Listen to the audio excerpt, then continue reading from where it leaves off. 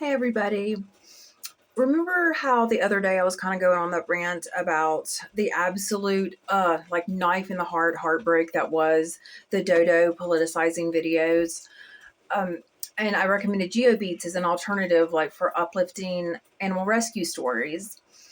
And I've kind of been trying to work with myself on really just being like a conscious consumer because it's really easy to get in like a almost like a hazy, really kind of lame high of just mindlessly scrolling. And even though I don't, thank God, do like TikTok or Instagram or even like Facebook or whatever, I do watch a lot of YouTube. I just like the format of the videos. I've like always been a fan of YouTube.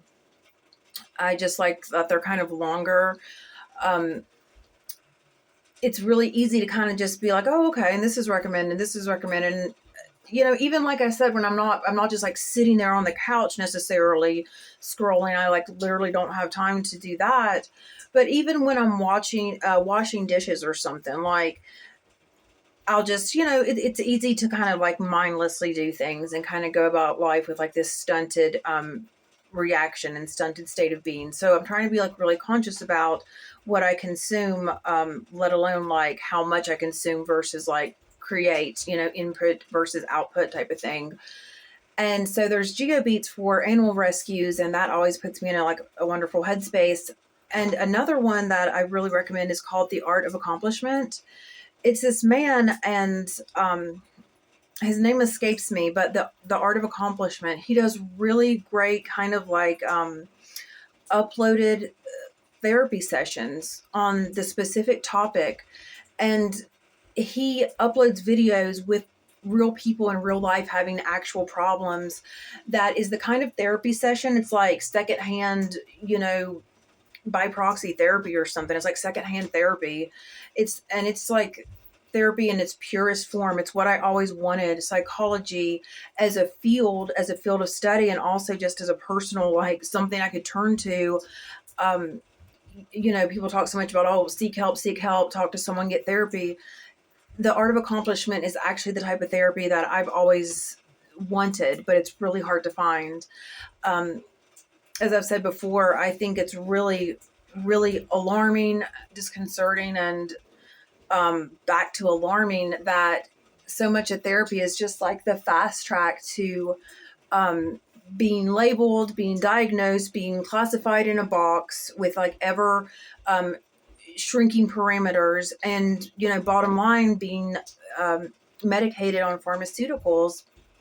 And for me, thank God I've kind of had this second chance at life to actually be able to be like, hey, I'm not getting any younger. I'm a real grown woman now. This is like a second chance at life. Who the hell am I? What do I want to do with myself? And what I want to do with myself is be someone who doesn't have to fucking escape through, of all things, pharmaceuticals, of all things, a drug.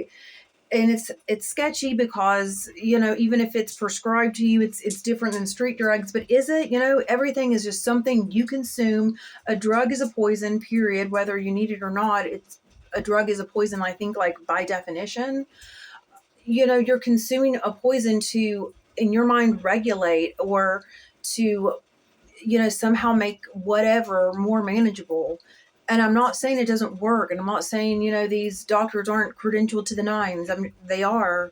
But I'm just saying for myself, is there not a better alternative? Because when I've tried pharmaceuticals in the past, I didn't feel better. I didn't feel like my life was more manageable. I just felt number. And yeah, I didn't like that. So the Art of Accomplishment, it's like being in a therapy session that I can't afford at this moment in time. And he has provided like some profound insights. He said two things in the same session today that just blew my mind. And it was a woman very much like myself who was in recovery from addiction. She was wanting to speak on her past and overcoming her addictions, but she found herself just being like terrified to speak her truth, to use her voice, to do all these things, that we're like supposed to be doing, right? Just to speak with ease and not like hyperventilating. Why is it so difficult?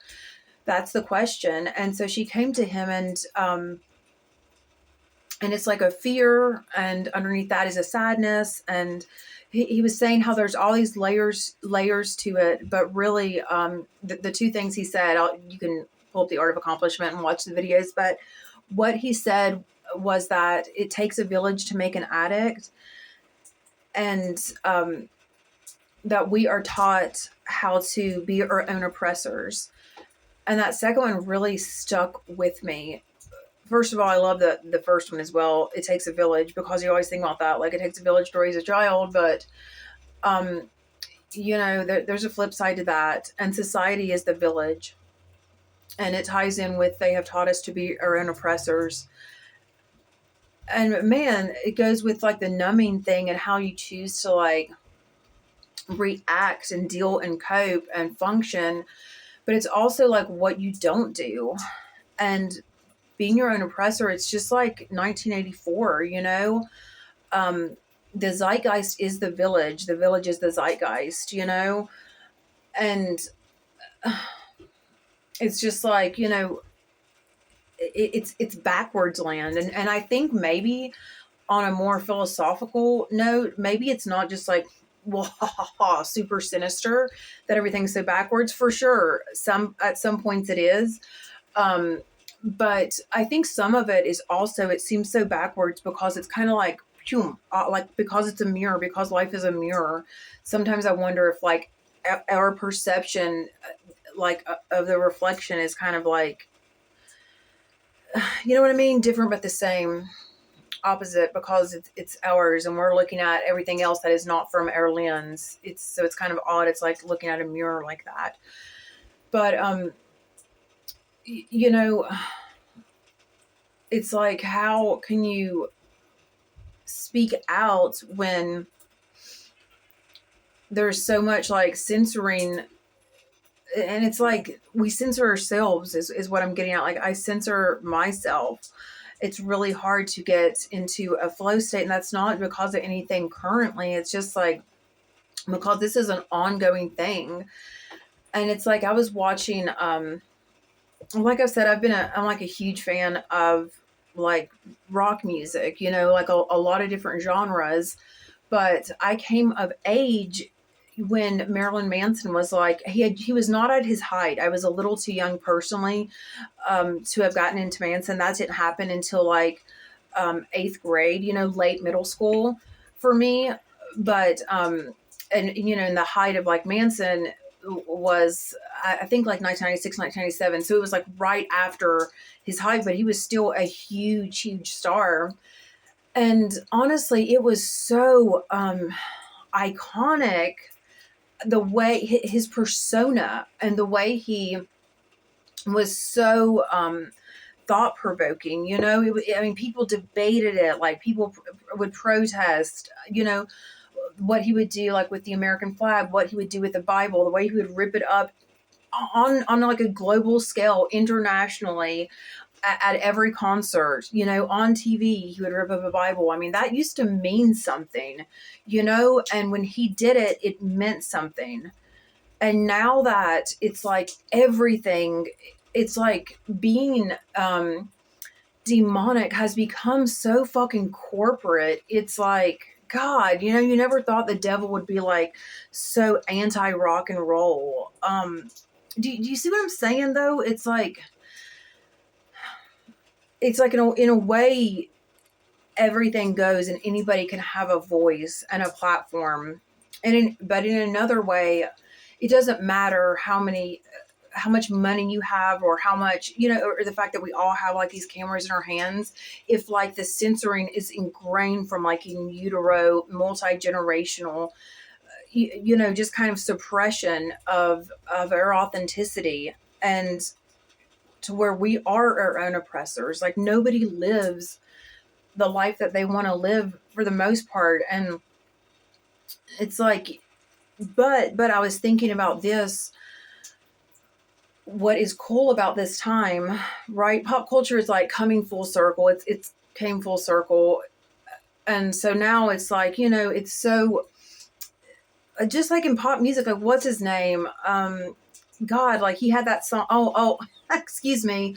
A diagnosis in lieu of a personality, a box, a label in lieu of a personality. They had that song called Unholy like a couple years back or whatever. And I was like, God, this is just a guy with a good singing voice, a gender non-conforming, gender nondescript guy with a good singing voice. I mean, it's clearly like a badass beat. And it was just like, you fucking slap something, a label on it that's supposed to be a subversive and a costume. And it's like, what the fuck does any of this mean?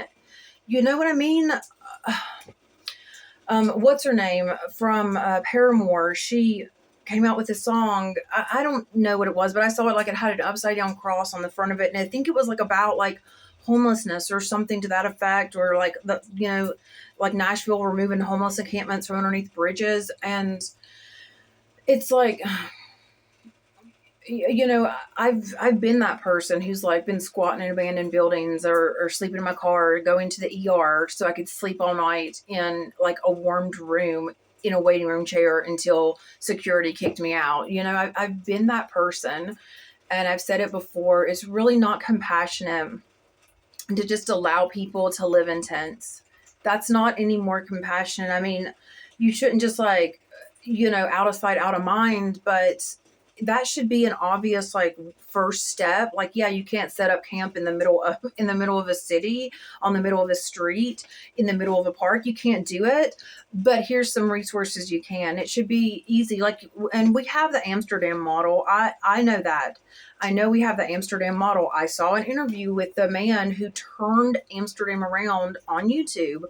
He was head of like, a task force or whatever, something to the effect similar to a task force with Amsterdam, where he single-handedly turned it from like this open air drug market, world renowned.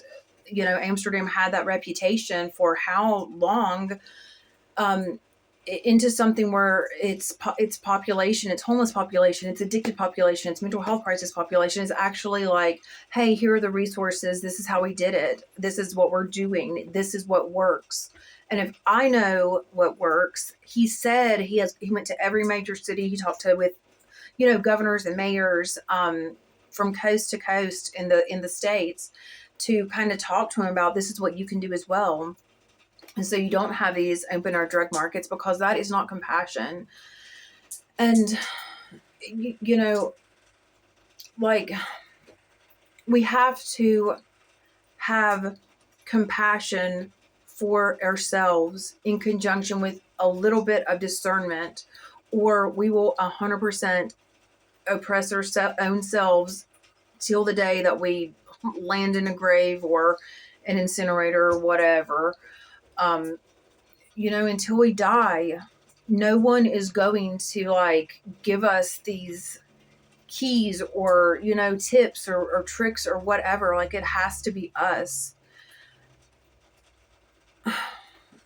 And, at a certain point, like for myself, that really does, like, I'm trying to keep this in mind, trying to have that discerning eye, and just do me in the moment and just drop the rest and just get out of the future and stay in the present. That really helps with anxiety. But, I'm really just trying to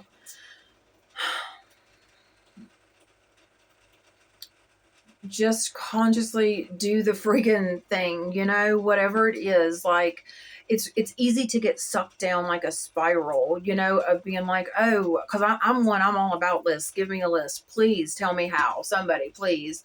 Augustine Burroughs wrote that really douchey book, This Is How, and it was like a bestseller. And it was just like so pretentious. It's like, oh, okay, you're going to take like a third generation law student you happen to talk to on the street or whatever and be like, oh, you're unhappy and you're in law school because your parents wouldn't you go in law school. Whatever could it be? And it's bullshit, because like when someone tells you what to do, it doesn't even work for anything other than short term. It might be like, you get that blip of motivation. But the problem is the perspective. It's going to be something else. And if you are going to pick an entire career path and trajectory of your life based on your parents, or a partner, or society, or a religion, or a dogma, or whatever, then until you like cut those cords for yourself, it's always going to be like something. You're always going to be like looking for someone, something to show you the way, show you how to live. Like, believe me, I have been there. I was there for freaking, my entire life up until my mid 30s. So it's never too late. Like, I'm just now being like, okay, I define it for myself. I define my life for myself. No one else, quit looking to whatever, anybody else. And that's how you like uncage yourself and free yourself, and stop passing down fucking, the traits of like just being like brain dead, like soul dead. You know what I mean? Just like be yourself. It's so ironic that these like corporate whores like Nike and Calvin Klein got it right, but just do it, just be. It's so true. Y'all have a good night.